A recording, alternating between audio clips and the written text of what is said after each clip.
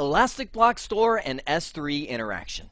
It sounds like a boring title as I think about it, but I can't think of a concept that's more critical to your success with Amazon Web Services than understanding this EBS and S3 interaction.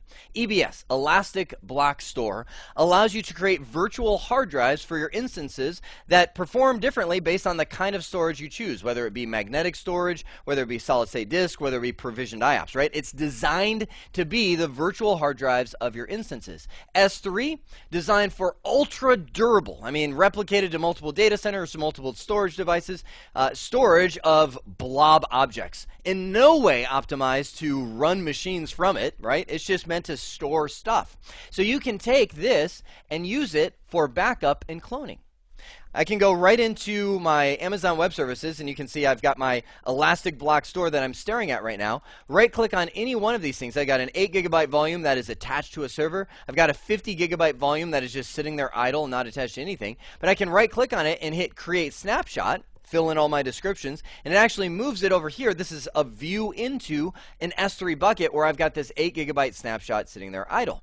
I can then right-click on that and use it to create volumes essentially to other machines. So whether I do it manually or automatedly, I can essentially clone that machine and create 50 other instances from it. I just, matter of fact, did that with a script called Bees with Machine Gun to unleash a denial of service attack against my own web server to make sure that it could withhold a whole bunch of people accessing it at the same time. It's pretty awesome.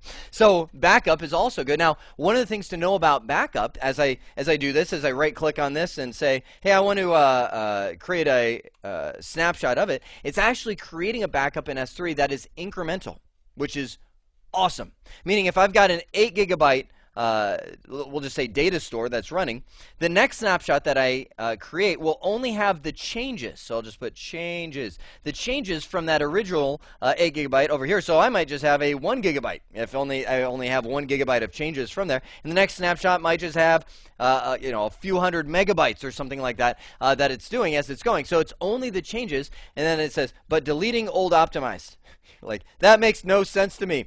You're right, because I couldn't figure out a good way to explain it. So let's just say, well, let me show you this. First off, watch this. I'm going to go in here to my 8 GB drive, hit Create Snapshot, and let's just say this is my second, because I've already created a snapshot from it, right?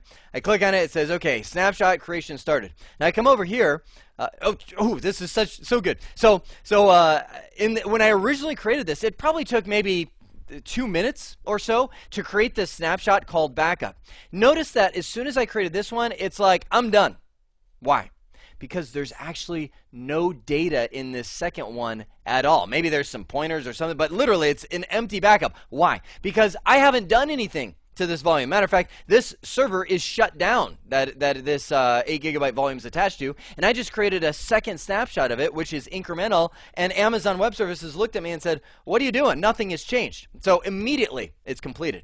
Now what am I saying by this? Oh, but deleting old optimized. That means if I go in there and I say, well, you know what, this one's real, let's say I've got 50 backups, right? I'm like, I'm gonna delete this one. I'm going to get rid of this guy. And all of a sudden, I remember Jeremy's training, and he said this is incremental, and you go, oh no, oh no, oh no. I just deleted the initial 8 GB file right here. Oh no. Don't worry. What it's going to do is it's going to update the next snapshot in the chain, or essentially leave whatever components are needed to make sure that it can recompile, well, I said compile, but reassemble essentially the data on this drive. So old but optimized, so it'll essentially delete the stuff that's no longer needed in these future ones, but it's going to delete the stuff that has been replicated, so you're not storing a whole bunch of old stuff. Now, before we just go snapshotting away, there are some really critical things you want to understand. Snapshots can be taken at any time. Machines running, machines off, no problem. But it will capture exactly what is on the volume at the instant you hit the snapshot button. Could be bad, right? Let's say you've got a running instance right here, and there's a file copy going out. Let's just here if this were a XY graph, this is time, right? And so we're actually writing some data to the drive, and then I hit the snapshot button, bam, right there. Time continues. So what will happen is essentially Amazon Web Services will take a freeze frame mid-file write of that data that's going on and copy that over to S3. Now, will that kill your machine? No, not at all. Your machine will just go along its merry way. But essentially, you will kill whatever was being written to the drive at the time. And if that was some core operating system files, next time you restore that snapshot, you may just have junk. You may have an operating system that doesn't boot. Now, is the chances of that high? No, it's actually really slim. They've designed operating systems to handle power offs in the middle of a write and be able to recover from that kind of stuff. But there is a chance that you could easily corrupt data doing that. So the best advice is to pause any applications writing to a volume at the time of the snapshot. So go in, stop whatever services are there, or you can actually even unmount a volume. If you're in the Linux world or even the Windows world, Windows you can go into Disk Manager. Linux you can actually use the unmount command to detach the volume. Take your snapshot. Now remember, as soon as you hit that snapshot button, it immediately goes into action and says, okay, I'm taking it right now. I'm copying the snapshot. So you don't have to wait for it to finish copying. You can go remount or power that back on or whatever the case is. Now, again, under Amazon's design, we should have no problem unmounting any one volume in our enterprise because we're totally redundant in our design, right? But if you wouldn't happen to be, it only takes a second, right? You unmount it, hit the snapshot button, come back, remount it, and keep running because that point in time is now created with all the file locks done and you're not going to corrupt anything. Or, worst case, you just shut the machine down. Just go in, and if you can't unmount, you get all these errors, files in use, all that kind of stuff. Just shut the instance down, take your snapshot, power it back on. Again, you don't have to wait for the snapshot to be fully created before you do that because the point in time was established. Okay. Once it is in S3, once you've snapshot your volume, you can do many things with it. One, you can share it to other accounts that you have, or you can even share it to the public if you want to do the AWS marketplace kind of thing and sell your instance. You can copy it to other regions. They actually have a feature where you can right-click on it and say, I want to copy this, and actually send it over to a totally different region to establish yourself. Let's say you're in Virginia and you want to go over to Oregon or California or maybe even go out of the country. Of course, I'm in the United States talking from my perspective. You can do that. You will be charged for bandwidth because you are essentially using the internet to copy that data between the major regions that Amazon has, but that is totally better than trying to recreate your whole setup between the two. And you can use the snapshots in S3 to I can't even say it, lazy load your way to new EBS volumes. What on earth is lazy loading? Lazy loading is a slow copy of the EBS volume back into the EBS data store so that you can use it from instances. Here's why this is here. Couple of reasons. I would say one from the customer perspective, one from Amazon's perspective. Amazon has this S3 storage where you could have gigs and gigs and gigs and gigs of data being stored. Imagine a whole bunch of customers, or even one customer, saying, I want that one volume that's 100 gigabytes in size replicated into EBS for 50 different instances. I want to create 50 different volumes from that thing. If it suddenly started maximizing and using the whole bandwidth between S3 and EBS, you might saturate the link and cause performance constraint for other customers. Also, from the customer side, you've got to wait for that full data store. So for that full 100 gigs or full terabyte or whatever amount of data you have in there, you have to wait for that thing to copy over before you can start using it. Not so with lazy load. Lazy load copies over stuff slowly. That's my little sleepwalking data bytes right there. It copies stuff over slowly unless it's requested.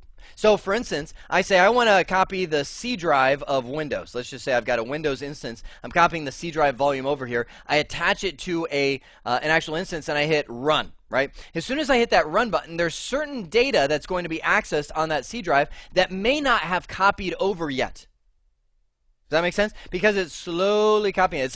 It's like the essence of your drive is there, but it's not there fully. So I hit the power button.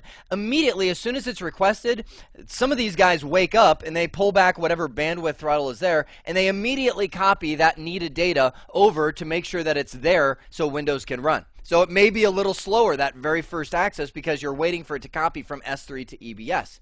Now, once it copies over and you've got Windows running, maybe there's a whole bunch of other stuff on there that you're not going to need right away. Well, those guys are going to slowly sleepwalk their way over from S3 to EBS. Now, some people don't like that because they're like, I want my server fast. I want it running right away. Power that thing on, and I want it to be a mean machine from the beginning. Here's your trick.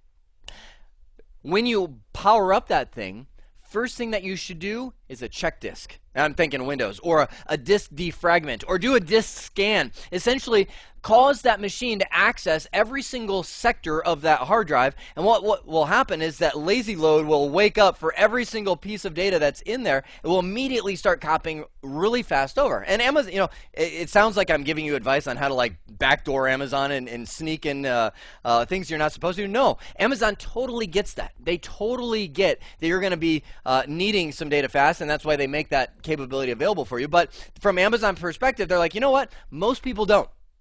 Most people just copy it over, and you know what? As it gets there, it gets there. It's not a rush to get every single byte of that data accessed on the hard drive.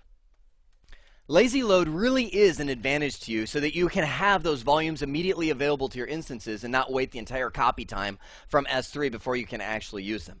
You now know how EBS and S3 interacts. You now know how the backups works, the snapshot functions, the cloning. You've seen the best times to take snapshots, not mid-data write, but detach the volume, shut your instance down because you risk data corruption because of that point-in-time capability of those S3 snapshots. And you've also seen how data moves between S3 and EBS. I hope this has been informative for you, and I'd like to thank you for viewing.